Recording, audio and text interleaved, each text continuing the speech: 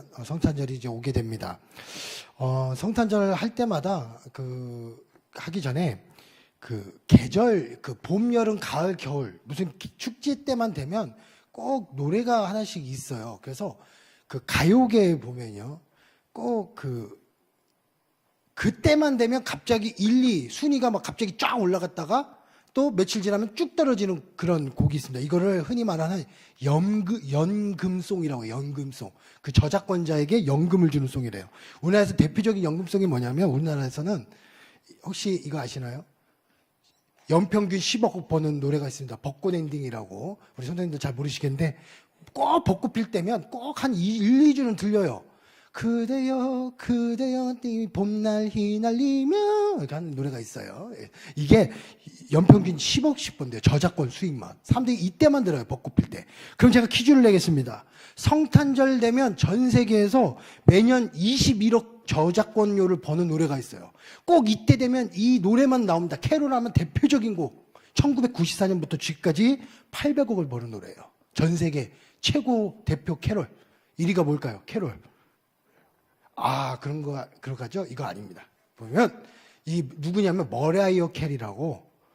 혹시 잘 모르시죠? 팝송 미국 가수입니다. 지금은 이제 많이 살이 쪄서 이제 나이가 드셨는데 1994년에 머라이어 캐리에서 All I Want for Christmas 따다다다다다다다 뭐 이렇게 들려요. 이제 가다 보면 이게 막 라디오도 들리고 막 TV에서 나오고 뭐 하는 거 있어요. 징글벨 비슷한 노래가 있는데 그게 연평균 21억 벌어요. 그래서 뭐라고 하냐면 캐롤, 성탄절 하면 다들 뭘로 연결하면 이 노래랑 연결하는 사람들이 굉장히 많아요. 그렇지만 또 저희 때 하면 뭐 심형래 이런 거 생각하겠지만 하여튼 이 성탄절 하면 사람들마다 생각이 다 있습니다. 그리고 성탄절 하면 또 이런 나라도 있어요. 세계에서 가장 유명한 축제가 있습니다. 성탄절, 크리스마스 축제하면 어디냐면요. 프랑스의 스트라스부르라는 지역이 있습니다. 이 지역에 있는 크리스마켓 축제가 전 세계적으로 제일 유명한 축제예요. 이때는 이 지역으로 사람들이 많이 몰린대요. 프랑스 대표적인 관광지인데 여기는 마켓에서 수백 개의 마켓이 열려가지고 축제가 열리는 곳이에요. 그래서 크리스마스 하면 꼭 이날을 생각하는 사람들도 있습니다. 혹시 크리스마스는 꼭 겨울만 있을까요? 따뜻한 남쪽의 호주는 이렇게 배를 타고 산타들이 산타 목장을 하고 쇼핑을 합니다. 왜? 우리나라는 겨울인데 남반구인 호주는 여름이에요, 지금. 그래서 이렇게 축제를 즐긴대요. 해변가에서 막 산타 복장하고 크리스마스를 보내요. 이게 각자 나라마다 사람들이 생각하는 성탄절에 대한 생각이죠. 그 다음에 혹시 축구 좋아하시는 분들은 아실 거예요. 요즘 손흥민 하면 막 아시잖아요. 막 유명하잖아요. 이 손흥민이 지금 프리미어리그에 뛰고 있는데 이때를 주간을 박싱데이라고 그래요. 이 박싱데이가 뭐냐면 영국입니다. 이렇게 이게 손흥민이에요. 그리고 옆에 밑에 보면 쇼핑하는 장면입니다. 줄 서서 막 세일을 기다립니다. 연말 박연 세일, 쇼핑데이라고 해서요. 박싱데이입니다. 빅토리아 여왕이 성탄절 다음날 선물을 주었던 것을 기념해서 시작한 게 박싱데이예요. 그래서 복싱하는 날이 아니고요. 저는 박싱데이라고 해서 옛날에 복싱하는 건 줄 알았는데 이게 아니고 선물을 주는 날, 박스. 그래서 박싱데이입니다. 이게 전 세계적으로 유명한 쇼핑데이예요. 그래서 성탄절 하면 어떤 사람들은 쇼핑, 어떤 사람들은 캐롤, 아까 같은 축제 또 생각하죠. 또 어떤 분들은 이런 생각을 하겠죠. 아이들에게 성탄절 하면 뭘 생각하느냐 물어보면 다들 대부분 산타클로스 생각하죠. 이 산타클로스가 원래 니콜라스의 이름이에요. 그걸 네덜란드어로 하면서 이게 번역이 되면서 산타클로스가 됐는데 원래 제가 한번 옛날 설교한 적이 있는데요. 이 산타클로스는 이 성 니콜라스 주교가 가난한 사람들을 돕다가 이것이 유래가 되어서 가난한 자를 돕는 게 원래 성탄절 행사였어요. 그래서 원래 성탄절은 나눔의 시작이었는데 원래 이게 이제 성 니콜라스가 이름이 번역이 되면서 네덜란드로 바뀌고 하면서 산타클로스가 된 거예요. 그런데 이게 1800년대까지만 해도 우리나라 조선시대죠. 지금 보시면 산타 할아버지, 그러니까 성 니콜라스, 산타클로스가 지금 보시면 검은색을 입고 다녔습니다. 원래 그냥 물건을 나눠주는 거예요. 그런데 어느 회사가? 코카콜라가 1931년에 겨울에 판매가 안 되니까 겨울에 판매량을 늘리기 위해서 산타클로스를 변장을 시켜요. 어떻게? 지금 보이시는 저기 코카콜라 병이죠? 이 코카콜라의 이 상징의 빨간색을 산타클로스에게 입혀요. 아까 봤던 검은색 옷이 아니라 빨간색 옷을 입히고, 그 다음에 수염을 길렀어요. 보세요. 이게 수염이 그냥 수염인데, 어떤 수염이 됐어요? 풍성한 수염이 됐어요. 이게 뭐냐면, 콜라 따를 때 뽀글뽀글 올라오는 그 거품 있잖아요. 그 거품을 상징하는 게 이 수염이에요. 그래서 이게 딱 보면 코카콜라랑 산타랑 연결시켜서 마케팅을 시작했습니다. 그러면서 굉장히 많은 판매량이 올라갔는데, 그 다음부터 빨간 옷 입은 산타클로스, 수염 다른 산타클로스, 그리고 산타클로스가 원래는 성 니콜라스 주교였던데 이게 산타클로스가 돼서 지금은 전 세계 어린이에게 뭐 선물 주고 코카콜라 주고 하는 그런 날로 바뀌었어요. 그러니까 사람들의 이런 생각이에요. 다 바뀌고 있습니다. 그리고 또 이런 거 하나 더 있습니다. 성탄절. 이제 제가 음향이 있거든요. 영상 중에 음향이 있습니다. 그 컴퓨터 음향을 좀 틀어주셔야 돼요. 처음에는 첫 번째 영상, 지금 그 말고요. 제가 이따 영상 음악을 꺼주시고, 예, 틀어주시면 됩니다. 지금 영상이 나올 거라 2편이 나옵니다. 성탄절은 불우한 이웃을 돕는 날. 원래 불우한 이웃을 돕는 날이 아니었어요. 처음에는 성탄절이 너무 축제로 가니까 금식을 하고 그런 기도하는 날이었다가 불우한 이웃을 돕게 된 계기가 있습니다. 산업혁명 때 한 권의 책이 나와요. 이 책이 굉장히 유명한 책이에요. 무슨 책일까요? 이거는 찰스 디킨스의 크리스마스 캐롤이라는 책입니다. 그래서 이 책의 주인공이 누구냐? 제가 영상 한 편 보여드리겠습니다. 누굴까? 잘 보세요. 스크루지. 혹시 기억나시나요? 스크루지. 누구냐? 나 아, 예, 저의 2018년 모습입니다. 그런데 나를 기억하지 못한다고. 제가 이걸 보여드리려고 한 것이 아니고 스크루지죠. 이 스크루지를 계기로 해가지고 그 당시 책이 나오자마자 완판이 됐는데, 이때 산업혁명 때 많은 노동자들이 힘드니까 그때부터 이 스크루지라는 이 책을 보고 깨달음을 얻어서 사람들을 돕기 시작한 사람들이 많아졌대요. 그래가지고 그때부터 성탄절에 휴가를 주고 또 선물도 주고 하는 풍습이 시작됐다는 겁니다. 하여튼 제가 왜 성탄절에 많은 유래들을 알려드린 이유는 이게 세상 속에 있는 성탄절의 의미가 이렇게 다 퇴색이 되었어요. 뭘로? 산타로, 아까 봤던 스크루지로, 또 축제로, 캐롤로, 박싱데이 쇼핑하는 날로, 연말에 있는 물건들 다 재고가 남은 거 다 소진하는 날로 다 바뀐 게 이 성탄절이 되어버렸습니다. 그래서 성탄절이 뭘로 바뀌어서 크리스마스 연말 축제로 바뀌었어요. 근데 크리스마스는 원래 예수 그리스도를 예배하다는 뜻입니다. 크리스트 마스는 미사, 예배라는 뜻이거든요. 크리스트, 예수님. 예수님을 예배하다. 메리 크리스마스, 우리가 막 인사하잖아요. 메리 크리스마스 하면 이게 기쁘다, 예수님을 예배하는 날, 이런 뜻이에요. 메리 크리스마스가. 근데 우리 믿지 않는 친구들이 다 메리 크리스마스 하죠? 그러면 이렇게 생각하세요. 아, 쟤들 메리 크리스마스 뜻을 잘 모르는구나. 이게 예수님을 난 탄생하심에 예배함에 기뻐합니다, 이런 뜻이 메리 크리스마스입니다. 하여튼 그런 얘기가 있는데, 이렇게 사람들은 다양한 생각으로 성탄절을 보고 있다는 겁니다. 오늘 읽었던 미가서 5장 2절과 평행 9절의 말씀이 있어요. 미가서 4장 12절의 말씀입니다. 뭐라고 써있냐면요, 말씀하시냐면 4장 12절에 그들이 여호와의 뜻을 알지 못하며 그의 계획을 깨닫지 못한 것이라 라고 써있어요. 이게 5장 12절의 말씀과 평행 9절의 말씀입니다. 그래서 이 사람들은 예수님이 오신 이 날에 대해서 의미를 잘 알지 못하고 하나님의 계획을 잘 깨닫지 못하리라. 이게 지금의 모습과 같습니다.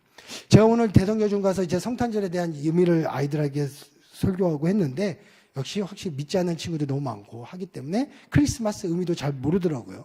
그냥 산타 할아버지 오는 날, 그 선물 주는 날, 쇼핑하는 날로 다 알고 있는 친구들이 너무 많더라고요. 이게 잘 모르는 무지함의 성탄절에 대한 무지한 생각들이죠. 그렇다면 우리가 다시 한번 오늘 성탄절의 의미에 대해서 좀 다시 알고, 또 우리가 주변에 있는 사람들에게 우리가 전해야 되는 거죠. 그래서 아까처럼 산타는 원래 코카콜라 마케팅으로 만들어진 것이고, 선물은 원래 그 옛날 가난한 자를 돕기 위해서 시작된 것이 선물을 나눠줬던 그 모습이다. 원래 양말 걸어놓고 거기다 선물 넣는 게 아니고요. 그 옛날 성 니콜라우, 그 어려운 사람들이 그 구제사역을 하기 위해서 양말도 걸고 했던 것이 다 성탄절의 유래예요. 그런 의미인데 잘 알지 못한 변색된 모습이 너무 많잖아요. 그것들을 좀 알려줬으면 좋겠습니다.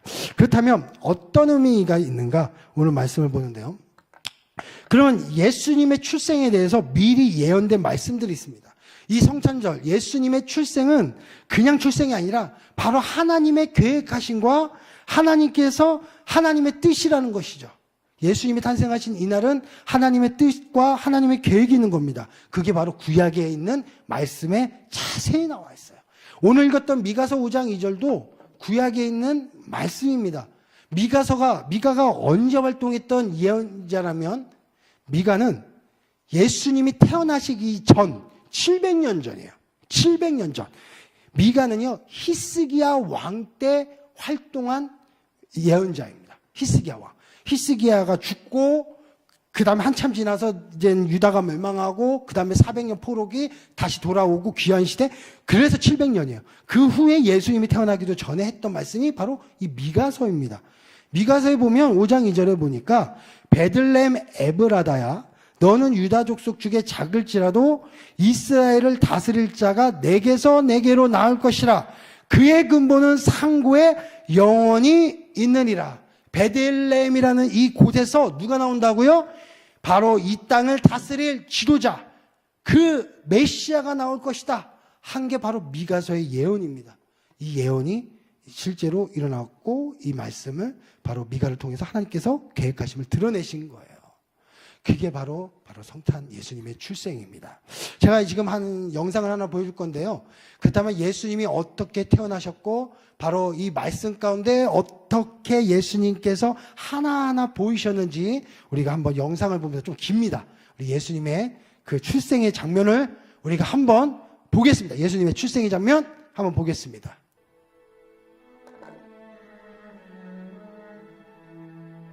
베들레헴 에브라다야 너는 유다 족속 중에 작을지라도 이스라엘을 다스릴 자가 내게서 내게로 나올 것이라. 그의 근본은 상고에 영원에 있느니라.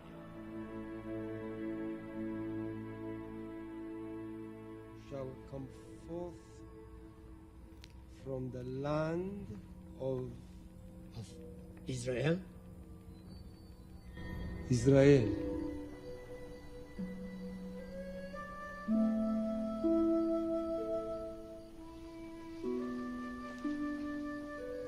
How is anyone to believe me? How are they to understand? 저 때문에 안 보이시죠?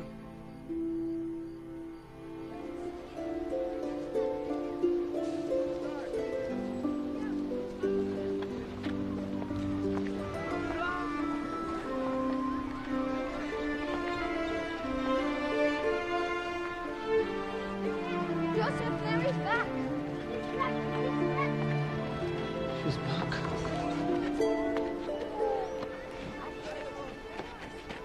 Mary.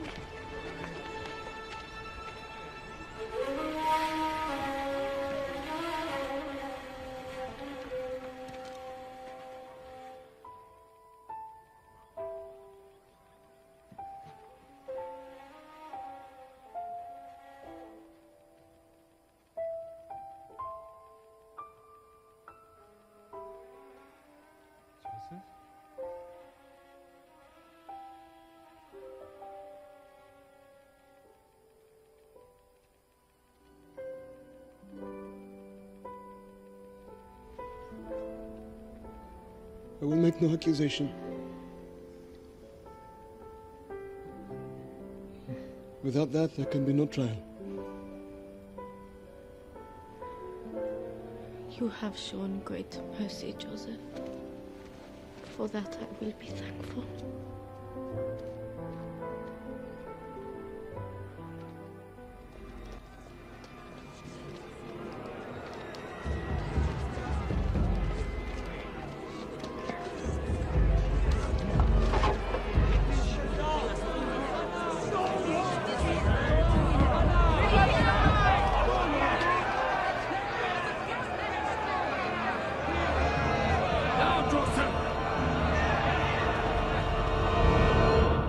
Joseph, fear not, for that which is conceived in Mary is of the Holy Spirit.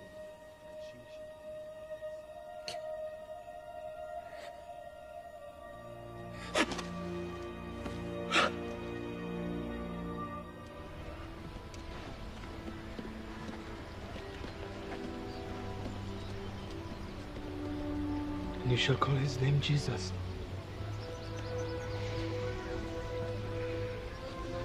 For it is he who will save his people from their sins.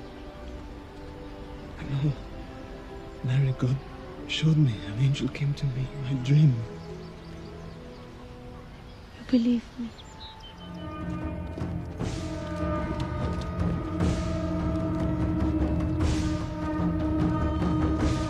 Rome is requesting a census. Each man to return to the place of his birth. Such an order will lead to unrest. The people whisper of rebellion even now. It is the will of Caesar. My father lost his life because he failed to see the threat that was mounting against him from his own people. Now, all it will take is one man. One man.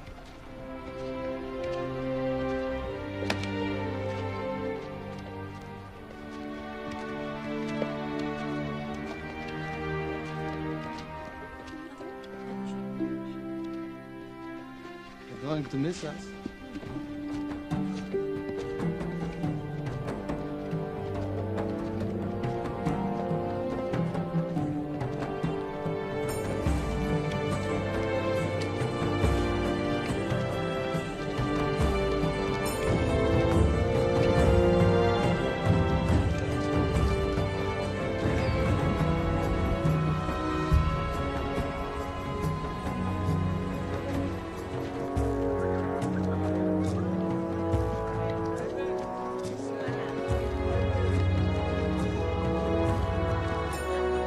Jerusalem, the holy city.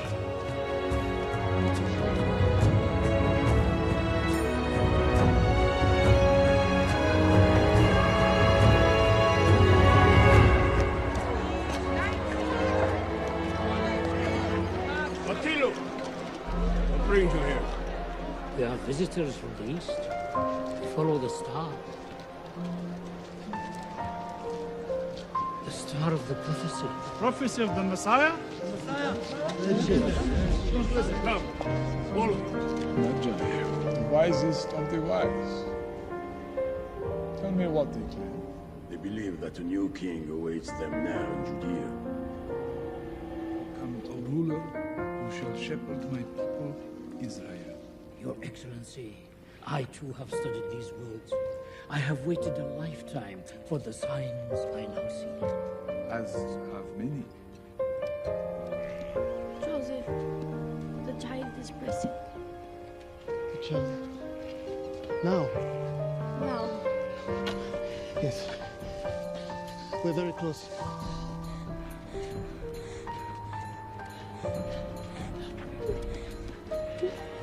God be with you.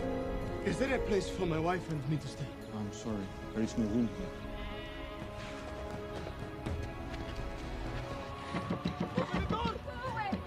please, Lord, will you not provide for us?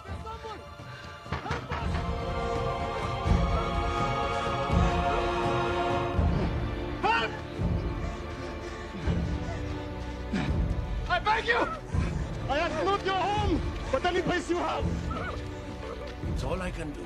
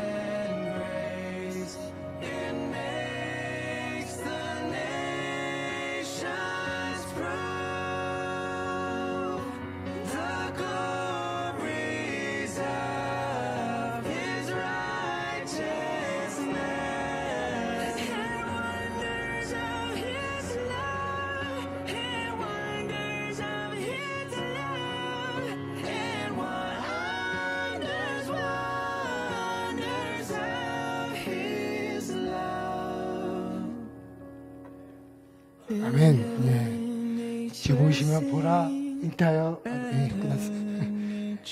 이게 성탄절이 이런 날이에요. 보이시는 것처럼 성탄절은 예수 그리스도께서 오신 날입니다.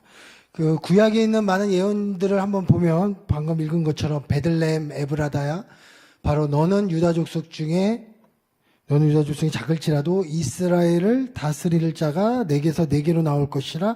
그의 근본은 상곤의 영원에 있느니라. 베들레헴 에브라다 출신이어만 예수님이 메시아가 될 수가 있는 겁니다. 근데 700년 후에 예수님께서 어디에서 태어나셨습니까? 바로 베들레헴에서 태어나셨어요. 아까 봤던 호적하러 이동하는 그 이동 중에 바로 베들레헴이라는 그 곳에서, 작은 곳에서 출생하신 분이 바로 우리 예수님이십니다. 그리고 또 구약에 보면 또 이런 말씀이 있습니다. 창세기 3장 15절에 내가 너로 여자와 원수가 되게 하고 내 후손도 여자의 후손과 원수가 되게 하리니 여자의 후손은 내 머리를 상하게 할 것이요 너는 그의 발꿈치를 상하게 할 것이다. 이게 메시아 예수님에 대한 최초의 예언이 바로 창세기 3장 15절에 있는 말씀인데요. 이 말씀에 보면 이게 선악과를 따먹은 다음에 하와가 뱀의 유혹으로 인해서 선악과를 먹잖아요.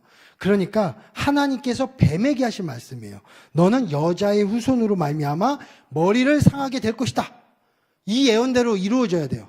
근데 아까 봤을 때 요셉이, 우리 이번 주 주일날 목사님께서도 설교하셨지만 요셉이 굉장히 고민했겠잖아요. 아까도 그 장면이 나왔습니다. 임신하니까 얼마나 당황합니까? 그렇죠? 요셉이 그럴 때 예언을 믿었는데 그 예언이 바로 이 예언이에요. 처녀가 잉태한. 그러니까 그 뱀의 바로 예수님께서 말씀하신, 예수님이 태어났을 때, 그러니까 태어날 때 바로 여자의 후손, 바로 동정녀 마리아, 성녀로 잉태된 자만이 바로 메시아일 수밖에 없습니다. 그게 누구십니까? 바로 우리 예수님이시죠. 또 이사야 7장 14절에 보면 그러므로 주께서 친히 징조를 너희에게 주실 것이라. 보라 처녀가 잉태하여 아들을 낳을 것이요 그 이름을 임마누엘이라. 여기도 분명히 처녀가 잉태하여 아들을 낳는다고 했습니다. 그게 임마누엘인데 이게 이사야서의 말씀이에요. 이사야도 미가와 비슷한 시기에 활동했던 예언자입니다. 그래서 700년 전에 활동했던, 예수님 탄생 700년 전에 활동했던 예언자가 바로 이사야입니다. 이사야를 통해서도 하나님께서 말씀하셨어요. 그래서 아까 전에 성령으로 잉태된 바로 마리아의 모습을 볼 수가 있는 겁니다. 그리고 중요한 게 있습니다. 바로 유다 지파에서 태어나야 되는데, 유다 지파는 이사야서 11장 10절에 그날의 이새의 뿌리에서, 이새가 누구죠? 다윗의 아버지죠. 그래서 이 뿌리에서 한 싹이 나야 돼요. 그러니까 다윗의 후손, 누구? 바로 유다 지파에서만 나와야 됩니다. 근데 누굽니까? 바로 예수님께서 바로 요셉, 바로 유다의 후손인 거예요. 그래서 유다 지파의 후손입니다. 유다 지파의 후손. 그래서 이게 모든 것이 중요한데 예수님께서 그냥 태어나셨을 때는 이 모든 것 예언대로 예수님께서 이 땅에 오신 것이죠. 그러니까 분명한 하나님의 계획이 있으셨고 바로 하나님께서 뜻이 있으셨기 때문에 모든 걸 계획하시고 이렇게 구약 때 창세기 때부터 준비하셔서 지금까지 예수님 탄생 때까지 다 예언하신 것이 바로 예수님입니다. 그러니까 예수님은 바로 하나님의 계획과 바로 하나님의 뜻에 모든 것이 이루어진 그 날이라는 것이죠. 그러니까 성탄절은 무슨 날입니까? 하나님의 계획하심이 있고 하나님께서 뜻하신 바로 그 날, 바로 우리 예수 그리스도께서 탄생하신 그 날입니다. 그래서 우리 주변에 자꾸 그 사실을 알려야 되는 거예요. 크리스마스는 무엇이다? 축제 날이 아니다. 뭐예요? 쇼핑의 대회가 아니다. 무슨 날이에요? 그렇다고 또 아이들에게 그러면 야 목사님이 크리스마스날 선물 주면 안 된다고 하니까 이제 선물 끝? 이러시면 안 되겠지만 선물 주는 날이 아니다. 무슨 날이에요? 바로 예수 그리스도께서 오신 그날. 바로 예언대로 이루어지신 그 날이 바로 우리 성탄절인 줄 믿습니다.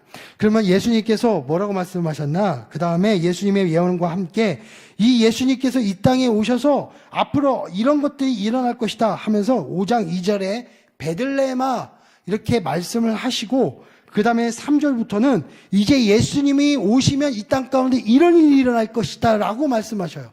그래서 예수님을 통해서 우리 가운데 이런 일들을 하나씩 보여주신다는 겁니다.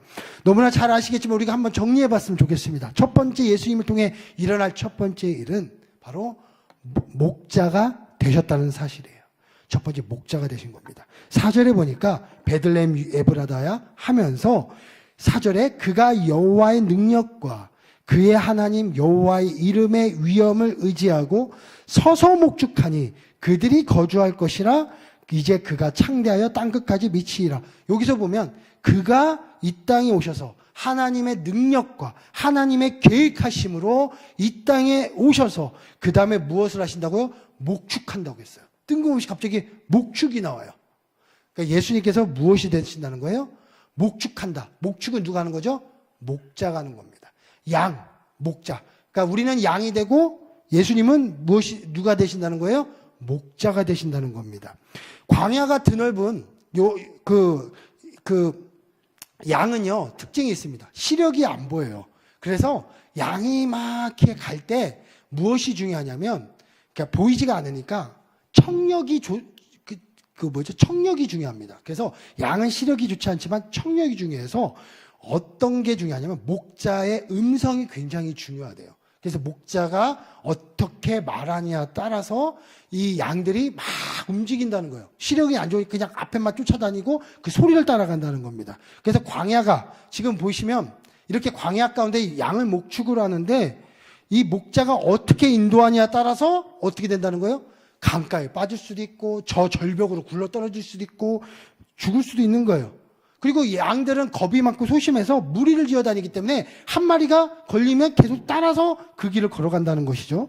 그러니까 이 목자의 역할이 되게 중요합니다. 그래서 예수님께서 말씀하셨죠. 요한복음 10장 20절에 목자가 중요합니다. 그래서 아까 읽었던 요한복음 10장 20절에 내 양은 내 음성을 들으며 나는 그들을 알며 그들은 나를 따르느니라. 그러니까 예수님께서는 이 땅에 오셨을 때 우리의 목자가 되셔가지고 우리를 좋은 푸른 초장으로 늘 인도하시는 그 예수님으로 이 땅에 오셨다는 거예요. 그러니까 베들레헴 예수님은 바로 이 땅의 목자가 되시기 위해 우리를 위해 오신 겁니다. 또 양을 목축하다 보면요, 이런 문제가 발생합니다. 양이 목축하다 보면 이 광야에서 키우다 보면요, 밤을 맞이해요. 그러니까 이 밤이 되면 야행성 동물들이 돌아다니고요, 도적대들이 있습니다. 이 유목하는 이 양들을 가져가기 위한 그 도둑대들이 있는 거예요. 그래서 어떻게 하냐? 지금 보이시는 것처럼 지금 한 예인데 지금 나뭇가지나 아니면 돌 같은 걸로 이렇게 막어요. 테두리를 두릅니다. 그 안에 양을 넣고 그 입구를 만들어서 그 안에 누가요? 목자가 보통 딱 지키고 있는 거예요. 좀 더 자세하게 그리면 이런 동굴도 들어가요. 아까 같은 동굴처럼 들어가서 그 입구에 누가 지키냐? 목자가 딱 지키는 거예요. 더 쉽게 말하면 밤에 이렇게 돌들 속에 양들을 집어넣고 밤에는 이렇게 목자가 지키는 거예요. 이게 이 나라 이 시대의 그 백성들의 그 목자들의 모습입니다. 그래서 예수님께서 이렇게 말씀을 하셨습니다. 요한복음 10장 7절 11절에 내가 문이니, 이게 무슨 문이에요? 양들의 문이라는 뜻이에요. 그래서 우리가 양의 문이라고 하잖아요.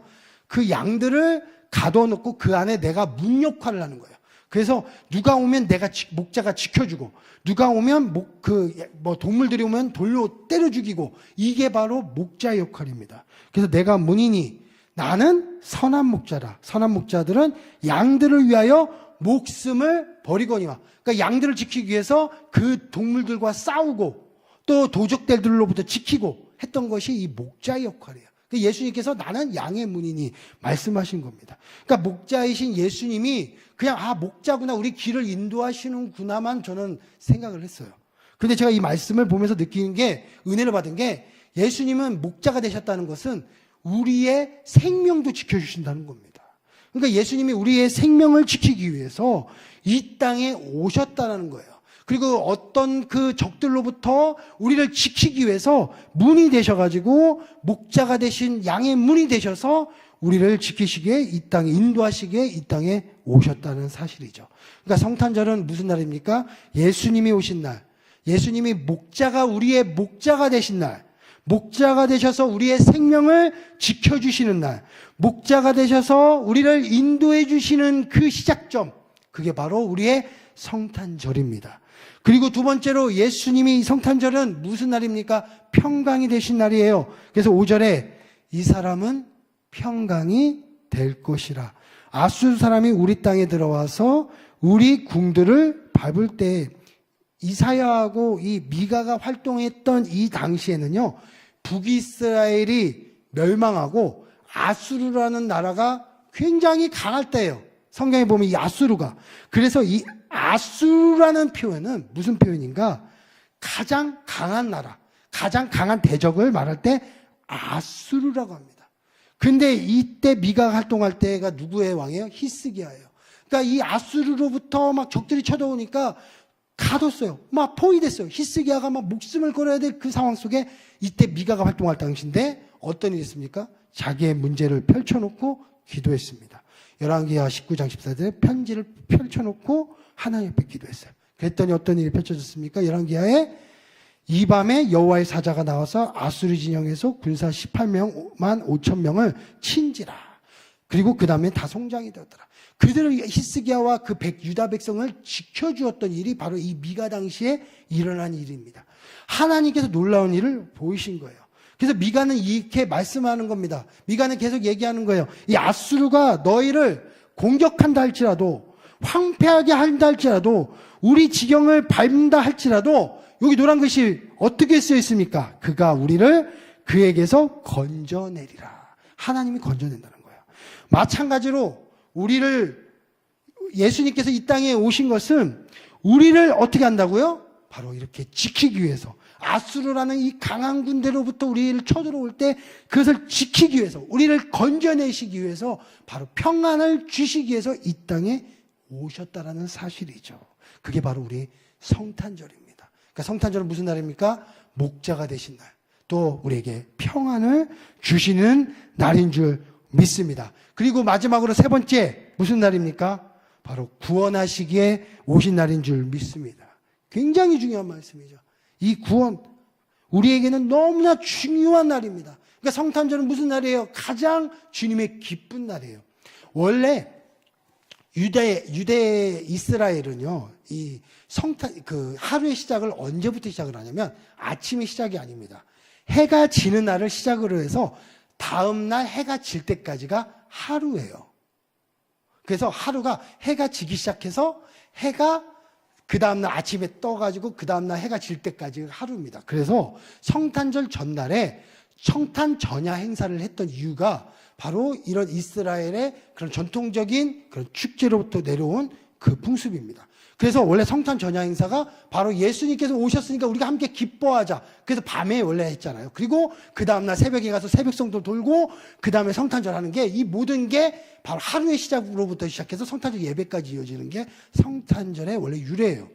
그래서 성탄절은 바로 예수님의 구원을 주심에 기뻐하고, 예수님이 나를 하나님의 자녀로 삼아주셨다며 그것 때문에 오신 것에 대해서 기뻐하는 날이 바로 이 성탄절이죠. 그래서 8절에 보니까 야곱의 남은 자, 이것도 미가서에 있는 말씀입니다. 미가서는 구약이에요. 야곱의 남은 자는 여러 나라 가운데와 많은 백성 가운데 있으리니 그들은 수풀의 짐승들 중에 사자 같고 양떼 중에 젊은 사자 같아서 만일 그가 지나간즉 밟고 찢으니 능히 구원할 자가 없을 것이라. 야곱의 남은 자, 이거는 이제 포로 이후의 시대인데 많은 백성들 가운데 있는데 그들은 예수님은 이제 메시아는 사자 같고 양떼 중에 젊은 사자 같아서, 그러니까 사자 같다는 거예요. 우리 찬양 중에 요즘 많이 불렀던 찬양이 사자와 어린 양이 쓰시잖아요. 이 사자가 구원의 그 사자가 마귀를 이기는 그 사자를 말하는 거고요. 어린 양은 구원하신 바로 어린 양의 피의 보혈을 상징하는 게 어린 양이에요. 그래서 우리는 사자, 유다의 사자, 이게 뭐냐면 유다 지파의 사자 예수 그리스도 이거예요. 그리고 사자는 이 마귀랑 싸우는 그 사자를 말하는 겁니다. 그리고 어린 양은 뭐예요? 그 보혈의 흘린 그 제물 대신 어린 양의 피를 말하는 게 어린 양이에요. 그래서 그 사자 어린 양 우리가 가끔 부르실 때 저도 처음에 그랬어요. 뭔 찬양이 무슨 사자가 나왔다가 어린 양이 나왔다가. 근데 그게 요한계시록과 말씀 보니까 그런 정말 은혜로운 가사, 하나님의 말씀을 기반한 찬양이었습니다. 그래서 이 사자 같아서 이 마귀로부터 찢고 그 다음에 뭘 한다는 거예요? 하나님의 자녀로 우리를 구원하시기 위해 오셨다는 것이 바로 그들을 밟고 승리하신다는 약속이 바로 이 미가를 통해서 주신 약속의 말씀입니다. 그래서 마귀에게는 사자가 되시고 우리에게는 양이 되셔서 그 피로 구원하신 분이 바로 예수님이시죠. 그래서 우리는 어떻게 됩니까? 다른 것은 구원할 수 없어요. 그리고 나중에 사탄은 어떻게 됩니까? 예수님께서 다시 오실 때 요한계시록 20장 10절에 또 그들을 미혹하는 마귀가 불과 유황못에 던져지니, 마귀는 어떻게 돼요? 불과 유황못, 바로 영원한 멸망의 길에 던져지고, 그리고 거기는 또 짐승과 거짓 선지자들도, 거짓 믿지 않는 자들까지 있어 세세토록 밤낮 괴로움을 받으리라. 이게 마지막 영원한 멸망의 요한계시록의 말씀이에요. 이때 이렇게 된다는 거예요. 그리고 예수님을 따르는 자는 어떻게 됩니까? 우리에게 중요한 말씀이죠. 요한계시록 2장 16절에 21장 6절에 또 내게 말씀하시되 이루었도다. 나는 알파와 오메가요 처음과 마지막이라. 내가 생명수 샘물을 목마른 자에게 값없이 주리니, 생명수를 너에게 주리니. 그 다음에 요한계시록 21장 7절에 이기는 자는 이것을 상속으로 받으리라. 나는 그의 하나님이 되고 그는 내 아들이 되리라. 그래서 예수님께서 오심으로 우리는 무엇을 받아요? 값없이 생명의 물을 받고, 그 다음에 우리는 영원한 하나님의 자녀로 영원한 새하늘 새 땅에서 영원한 하나님과 함께 영원히 그 은혜를 찬양하며 하나님을 누리는 그런 백성이 된다는 거예요. 이게 예수님의 오심으로 이루어진 모든 일이라는 겁니다. 그렇죠? 그럼 성탄은 무슨 날입니까? 기쁨의 성탄입니다. 우리 성도님들과 가족과 우리 주위 사람들에게 우리는 성탄을 어떻게 전해야 될까요? 쇼핑하는 날일까요? 캐롤을 부르는 메리 크리스마스, 페리롤을 부르는 날일까요? 캐롤이라고 해서 이제 기독교적인 그 찬양 말고요. 아까 말했던 머라이어 캐리 이런 걸 부르는 날일까요? 죄송합니다. 가수 이름을 거론하면 안 되는데 혹시 유튜브에서 저를 자를지 모르겠지만 하여튼 그랬지만 그런 가수들처럼 그런 캐롤 노래 불러야 될까요? 뭐 크리스마스 마켓데이라고 해서 서로 뭐 그런 날일까요? 산타클로스 그런 날일까요? 아니죠. 바로 성탄절은 예수님께서 오셔서 바로 미가서의 예언, 그리고 이사야의 예언, 창세기의 예언대로 그대로 이루어지고, 그 다음 미가서의 말씀처럼 700년 전에 있었던 그 말씀처럼 우리의 목자가 되시고 우리에게 평강을 주시고 바로 구원을 이루신 날이 바로 우리 성탄절인 줄 믿습니다. 그래서 우리가 이 성탄절을 맞이하실 때 우리가 성탄 전야 행사부터 아이들이 축제가 시작하는데 우리가 생각을 바꾸셔야 되는 거예요. 24일날 행사는 무슨 날이에요? 예수님을 기뻐하는 날이구나, 성탄의 시작이구나라는 걸 알고 우리가 함께 동참하는 거예요. 그때부터 동참해서 다음날 성탄절 예배까지 함께 예수님을 목자 되시고 평강 되시고 구원 이루신 날을 감사하며 기뻐하는 겁니다. 아이들이 재롱 떠는구나, 성탄절 예배 드리는구나, 그런 게 아니라 무슨 날입니까? 우리의 목자가 되시고 평강이 되시고 구원을 이루신 그날, 그 의미를 우리가 다 다시 한번 기억하시고, 우리가 주위에 메리 크리스마스 할 때는 예수님의 탄생을 기뻐합니다. 그 의미를 알고 함께 메리 크리스마스 외치면서 함께 우리 성탄의 의미를 다시 한번 감사하며 나가는 우리 모든 성도님 되시길 축복드리겠습니다. 기도하겠습니다. 하나님, 성탄절은 그냥 날이 아닙니다. 남들처럼 즐기는 날이 아니고 술과 뭐 담배로 막 즐기고 마약으로 즐기고 그런 날이 아니고, 바로 연말이라고 해서 쇼핑하고 막 즐기는 날이 아니고, 그렇다고 산타크루스와 함께 막 즐기는 날이 아니고, 바로 예수님께서 이 땅에 오셔서 바로 우리에게 목자가 되시고 평강이 되시고 바로 구원을 이루신 날이 바로 그 성탄절입니다. 우리 사랑하는 성도님들, 이 성탄을 맞이하여 우리가 그냥 연말 행사로 보내는 것이 아니라 정말 주님 앞에 감사하며 기뻐하며 예수님의 탄생을 함께 찬양하는 우리 모든 성도님 될 수 있도록 함께하여 주시옵소서. 그리고 우리의 목자가 되심에 감사하며, 우리의 양의 문이 되셔서 우리를 지켜주심에 감사하며, 평강이 되심에 감사하며, 우리를 하나님의 아들로 삼아주신 그 십자가의 그 주님의 사자 어린 양 되신 그 주님의 앞에 감사하는 감사의 날로 하나님 함께 해주시고 우리가 마음으로 다하는 그런